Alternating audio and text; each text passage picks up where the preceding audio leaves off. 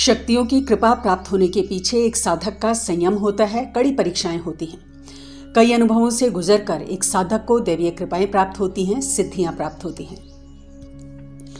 और जब ये दैवीय कृपाओं के संकेत मिलने लगते हैं, कार्यों की सिद्धि होने लगती है, तो उसके बाद क्या विशेष प्रयास एक भक्त को, एक साधक को करने चाहिए ताकि जो संबंध उसका दैवीय शक्तियों से बैठा है वो अनवरत आगे भी रहे, क्षीण ना हो।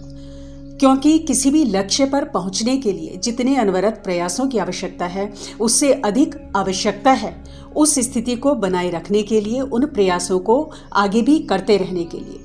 क्योंकि हमारे द्वारा की गई कोई भी भूल चूक इन सिद्धियों को क्षीण कर सकती हैं, दैवीय कृपाओं पर रोक लगा सकती है। नमस्कार दोस्तों, आप सभी पर मां का आशीर्वाद और बजरंगबली की कृपा सदैव बनी रहे। तो आज इस वीडियो में बहुत ही खास विषय के ऊपर हम बात करेंगे जो सभी भक्तों के लिए, साधकों के लिए समझना, जानना बहुत जरूरी है कि जब दैवीय कृपाएं प्राप्त होती हैं तो उसके बाद आगे क्या विशेष प्रयास किए जाने चाहिए ताकि ये जो संबंध दैवीय कृपाओं से हमारा बैठा है वो अनवरत रहे, शाश्वत रहे। तो सबसे पहली चीज इसमें करनी है कि जो भी प्रयास हमने अभी तक किए हैं, जिनकी वजह से हमें सिद्धियां मिली हैं, दैवीय कृपाओं की प्राप्ति हुई है, तो हमें अपने प्रयासों में ढील नहीं देनी है। अपने प्रयास आगे भी उसी गति से, उसी निष्ठा से अनवरत करने हैं, निरंतर करने हैं। ये ना हो कि अब हमारा कार्य हो गया है, जीवन में जो चाहिए उपलब्धि, सफलता वो मिल गई है, तो नियमों में ढील दे दी जाए। ये बहुत बड़ी चूक है जो कई बार कुछ लोग कर जाते हैं। दोस्तों, मानव जीवन का लक्ष्य सिद्धियों की प्राप्ति से कहीं ऊपर है, भौतिक उपलब्धियों से कहीं ऊपर है। जब ईश्वरीय कृपा की प्राप्ति होती है तो स्वाभाविक रूप से भौतिक सुख सुविधाएं जीवन में प्राप्त होने लगती हैं, सफलता, यश, मान, सम्मान सब मिलने लगता है। लेकिन यहीं पर रुकना नहीं होता है, क्योंकि ये मानव जीवन का अंतिम लक्ष्य नहीं है। ये एक सिर्फ पड़ाव है हमारी आध्यात्मिक यात्रा का। तो हमें अपने आध्यात्मिक विकास की तरफ, चेतना के विकास की तरफ निरंतर प्रयासरत रहना है। ईश्वरीय कृपा से किस प्रकार चेतना के उच्चतम स्तर तक पहुंचा जा सके, इस तरफ फोकस होना चाहिए।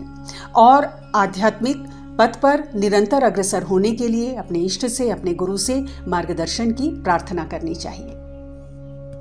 दूसरी बहुत विशेष चीज जो ध्यान रखनी चाहिए जब कोई सिद्धि प्राप्त होती है या जब ईश्वरीय कृपाएं व्यक्ति को अनुभव होती है, कि अहंकार से दूर रहना है, वाणी और व्यवहार पर संयम रखना है। अहंकार एक ऐसा दुर्गुण है जो आपकी सिद्धियों को, ईश्वरीय कृपा को क्षीण करता है। कई बार जब साधक जीवन में ऊंचाइयों पर पहुंच जाते हैं, सफलता, उपलब्धियों को प्राप्त कर लेते हैं, तो दिखावे की प्रवृत्ति पैदा होने लगती है, अधिक मान सम्मान की चाह पैदा होने लगती है। और अगर ये स्थिति पैदा हो जाती है तो ईश्वरीय कृपाएं क्षीण होने लगती हैं। तो हमेशा स्मरण रहे कि जो कुछ भी जीवन में प्राप्त हुआ है, जो उपलब्धियां हासिल हुई हैं, उसके पीछे ईश्वरीय कृपा है। कोई भी कठिन कार्य कर लिया तो मैं का भाव, ये मैंने किया है, इस भाव से दूर रहकर अपनी सफलता, अपना जप इष्ट के चरणों में समर्पित कर देना चाहिए। क्योंकि जब हम अपना ज्ञान, अपना तप, अपनी सफलता अपने गुरु और इष्ट के चरणों में समर्पित कर देते हैं तो मुक्ति के, मोक्ष के द्वार खुलते हैं, भौतिक इच्छाएं शून्य होने लगती हैं, आध्यात्मिक विकास होता है और शक्तियां आपका मार्गदर्शन करती हैं। तीसरी चीज जो करनी चाहिए कि जब ईश्वरीय कृपा के संकेत मिलते हैं, सिद्धियां व्यक्ति को जीवन में हासिल होती हैं, तो समझना चाहिए कि ईश्वर ने आपको कुछ जिम्मेदारियों का निर्वाह करने के लिए भी चुना है। आपको सिर्फ ये समझकर संतुष्ट नहीं होना है, खुश नहीं होना है कि हाँ, हमें ये उपलब्धि हासिल हो गई है, ये सिद्धि हमें प्राप्त हो गई है, स्वप्न में देवी देवताओं के दर्शन हो रहे हैं या ईश्वरीय कृपा के हमें संकेत मिल रहे हैं। अपने विजन को, अपने दृष्टिकोण को और भी विस्तृत करना है ताकि आप समझ सकें कि आपको कुछ उत्तरदायित्व भी आपके इष्ट ने सौंपे हैं, जिनका निर्वाह आपको करना है और ईश्वरीय आदेश का सम्मान करना है। किसी भी रूप में आप ये कर सकते हैं, परोपकार के कार्यों से जुड़ सकते हैं। कुछ विशेष नियम, कुछ विशेष संकल्प अपने जीवन में आपको उठाना चाहिए। नित्य पूजा के अलावा कुछ इस प्रकार का संकल्प ले सकते हैं, जैसे रोज सुबह गाय को आपको रोटी देनी है, या कुत्तों को खाना खिलाना है, चिड़ियों को दाना डालना है, गरीबों को, असहायों को दान देना है। अगर रोज नहीं दे सकते हैं तो कम से कम हफ्ते में 1 दिन या 2 दिन संकल्प बना लें कि हमें इस दिन किसी भी असहाय को, गरीब को दान देना है। किसी की दवा का खर्चा आप उठा सकते हैं। कोई गरीब विद्यार्थी है, उसकी शिक्षा की फीस में आप योगदान कर सकते हैं।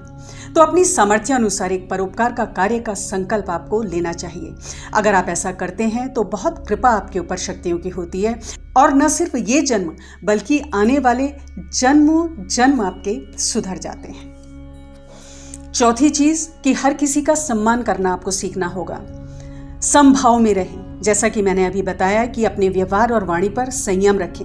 अमर्यादित भाषा, अमर्यादित असंयमित व्यवहार दूसरों के प्रति नहीं दिखाना है। अगर ऐसा होता है तो सिद्धियां क्षीण हो जाती हैं और दैवीय कृपाओं पर रोक लग जाती है। ईश्वरीय कृपा तो अनवरत बरसती है हमारे ऊपर। बस हमें इस बात का ध्यान रखना है कि हमने जो पात्र ईश्वर के आगे फैलाया है उसमें छिद्र ना हो। गुरुजनों का, अपने इष्ट का आशीर्वाद सदैव हमारे साथ होता है, लेकिन यदि पात्र ही कुपात्र हो जाए, उसमें छिद्र हो जाए, विकार पैदा हो जाए, तो जो कृपा उस पात्र में आ रही है वो छिद्रों से निकलकर बह जाती है और याचक का जो पात्र है वो खाली रह जाता है। तो जरूर ध्यान दें इन बातों पर। आज की वीडियो में इतना ही। सामने स्क्रीन पर आपको वीडियो दिख रही है दोस्तों, ओम क्रीम कालिकाय नमः के चमत्कारिक प्रभावों के ऊपर। तो एरो को क्लिक कर लें, इस वीडियो को जरूर देखें। अगली वीडियो में बहुत जल्द मिलती हूँ। तब तक के लिए अपना ध्यान रखें, स्वस्थ रहें, खुश रहें, मस्त रहें। जय माता दी, जय बजरंग।